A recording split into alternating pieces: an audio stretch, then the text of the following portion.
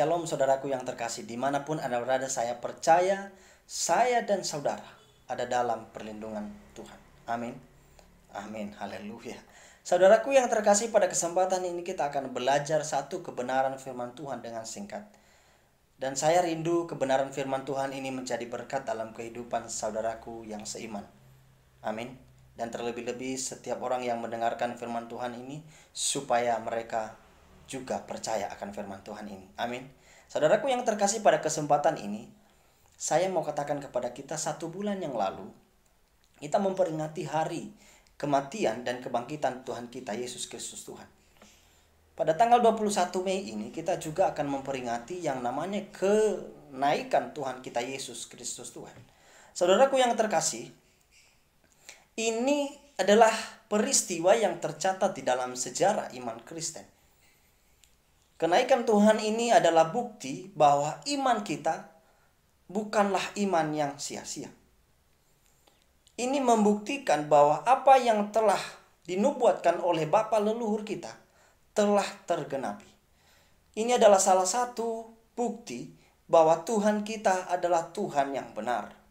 Dia tidak hanya sekedar bisa turun ke dunia, dia tidak hanya sekedar bisa mati dan bangkit dari kuburan, tetapi dia menunjukkan juga dia bisa naik kembali ke surga. Saudaraku yang terkasih, tentunya ini adalah sukacita yang ada di dalam hati kita, bahwa iman kita telah terbukti. Iman kita tidak sia-sia. Betul tidak saudaraku yang terkasih? Ini adalah sukacita yang sangat berharga, yang harus kita hargai di dalam kehidupan kita.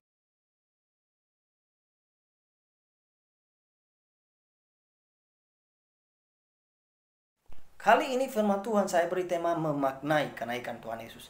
Sekali lagi, memaknai kenaikan Tuhan Yesus.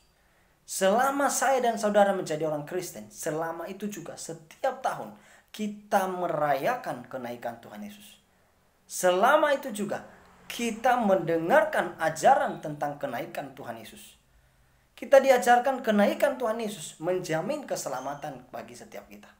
Kenaikan Tuhan Yesus menyiapkan rumah bagi setiap kita, dan lain-lain sebagainya. Saudaraku, ini tidak salah. Namun ini akan menjadi sebatas teori kalau kita lupa memaknainya di dalam kehidupan kita. Makanya di awal tadi saya mengatakan kepada kita, ini adalah sukacita yang harus kita hargai di dalam kehidupan kita. Ini adalah sukacita yang harus kita maknai di dalam kehidupan kita. Maka pada kesempatan ini saudaraku yang terkasih, saya mengajak kita untuk melihat satu peristiwa di mana Yesus sebelum ia naik ke surga, ia menyampaikan satu perintah yang menurut saya ini sangat-sangat luar biasa. Satu perintah yang dia sampaikan kepada murid-muridnya. Kita akan melihat di dalam Alkitab Yohanes pasalnya yang ke-14 ayatnya yang ke-15 sampai ayat yang ke-17. Kita akan baca Alkitab kita. Saya akan bacakan kepada kita. Silakan saudara menyimaknya dan mendengarkannya baik-baik. Beginilah firman Tuhan. Jikalau kamu mengasihi aku, kamu menuruti segala perintahku. Aku akan meminta kepada Bapa dan ia akan memberikan kepadamu seorang penolong yang lain, supaya ia menyertai kamu selama-lamanya. Yaitu Roh kebenaran. Dunia tidak dapat menerima dia, sebab dunia tidak melihat dia dan tidak mengenal dia. Tetapi kamu mengenal dia, sebab ia menyertai kamu dan akan diam di dalam kamu. Sekali lagi saya mau katakan kepada kita, ini adalah perintah Tuhan Yesus pada saat ia mau naik ke surga. Ia berkata kepada murid-muridnya, jikalau kamu mengasihi aku, kamu akan melakukan segala perintahku. Perhatikan ini baik-baik Bapak Ibu yang terkasih. Ini adalah perintah Tuhan Yesus. Jika ini adalah perintah, harus dilakukan. Tidak boleh tidak. Harus. Siapapun yang mengasihi Tuhan harus melakukan perintahnya. Itu kata Tuhan Yesus. Dan yang kedua, perhatikan ayat ini. Ia berkata, segala perintahku. Bapak Ibu yang terkasih, bukan hanya 1 dan 2 perintah yang diminta oleh Tuhan Yesus, tetapi segala perintah Tuhan. Mungkin 1 dan 2, 3 kita masih bisa lakukan. Tetapi kalau udah bicara semua Bapak Ibu yang terkasih, apakah kita mampu melakukannya? Halo. Luar biasa firman Tuhan ini. Bapak Ibu yang terkasih, ayat ini membuat saya bertanya, pada saat saya belum mengenal Tuhan dengan benar. Saya bertanya dalam diri saya, apakah saya mampu Tuhan? Apakah saya mampu melakukan hal ini? Ini mustahil untuk bisa saya lakukan. Firman Tuhan mengajarkan kita supaya kita tetap percaya meskipun kita tidak melihat. Wow, hebat. Firman Tuhan juga mengajarkan kita supaya kita tetap mengasihi orang yang memusuhi kita. Kasihi musuhmu. Firman Tuhan juga mengajarkan kita supaya kita tetap mengampuni orang yang menyakiti hati kita. Wah, ini sulit juga. Firman Tuhan juga mengajarkan kita supaya kita tetap menghargai orang yang tidak menghargai kita. Firman Tuhan juga mengajarkan kita supaya kita tetap melayani walaupun di masa-masa yang sulit. Bukan hanya di masa-masa yang enak. Firman Tuhan harus utuh untuk dilakukan.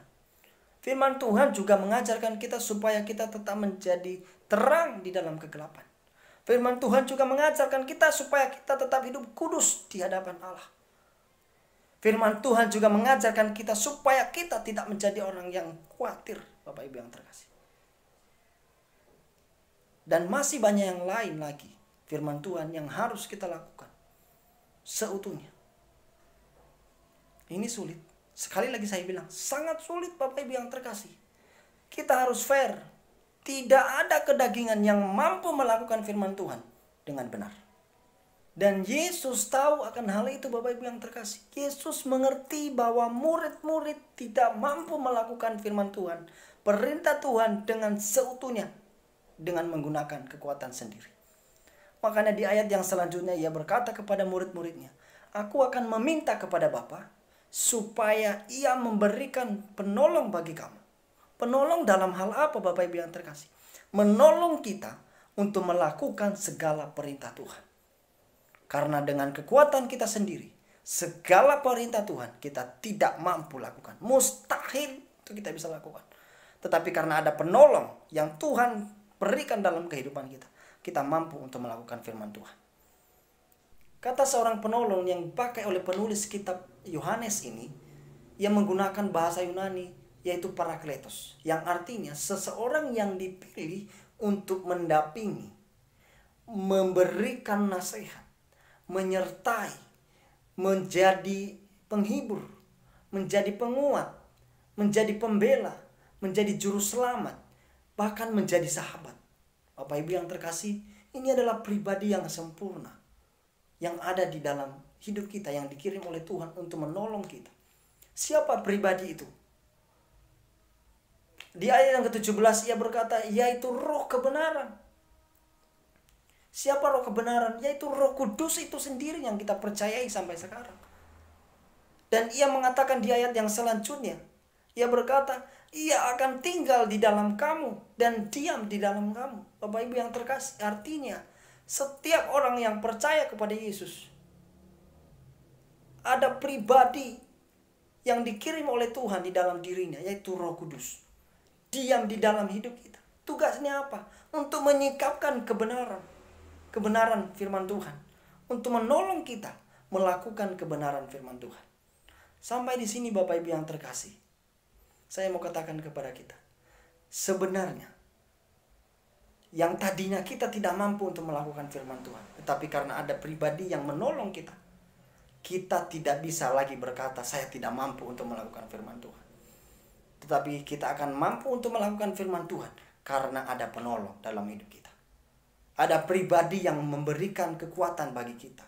Ada pribadi yang memberikan penghiburan bagi kita. Ada pribadi yang memberikan nasihat bagi kita.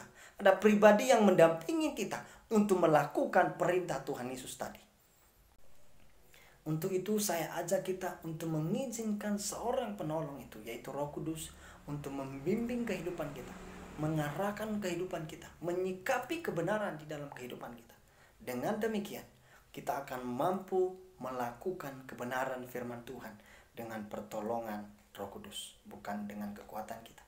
Sekali lagi, kita akan mampu melakukan kebenaran firman Tuhan dengan pertolongan Roh Kudus. Saya akan tutup firman Tuhan ini dengan mengajak kita, mari kita maknai kenaikan Tuhan Yesus dengan menjadi pelaku akan firman Tuhan. Amin. Mari kita berdoa. Segala puji dan syukur kami naikkan kepada Allah kami yang kami sembah di dalam nama Yesus. Kami bersyukur buat hari ini Tuhan, kami bersyukur buat pertolongan-Mu, dan terlebih-lebih Tuhan kami bersyukur buat firman-Mu yang telah Engkau sikapkan kepada kami. Tuhan Yesus, kami ingin menjadi pelaku akan firman-Mu, tapi kami mohon kepada Tuhan Allah Roh Kudus untuk membimbing kami, mengarahkan kami, supaya kami menjadi pribadi yang mampu melakukan akan kebenaran firman-Mu. Tolong kami Tuhan, arahkan kami. Terima kasih Tuhan Yesus. Kami siap menjadi pelaku akan firman Tuhan. Di dalam nama Yesus kami berdoa dan mengucapkan syukur. Haleluya. Amin. Saudaraku, Tuhan Yesus memberkati.